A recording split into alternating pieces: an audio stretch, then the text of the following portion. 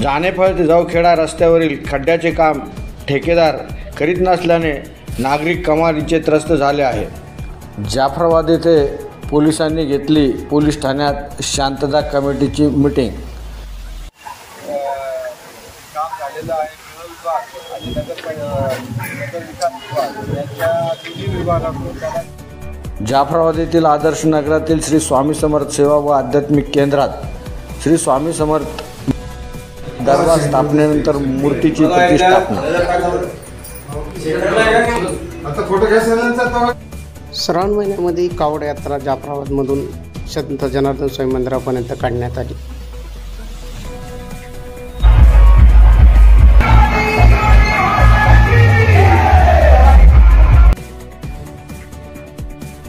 खासगाव येथील बाजारामध्ये पोळ्यांचा साज घेण्यासाठी शेतकऱ्यांची एकच गर्दी।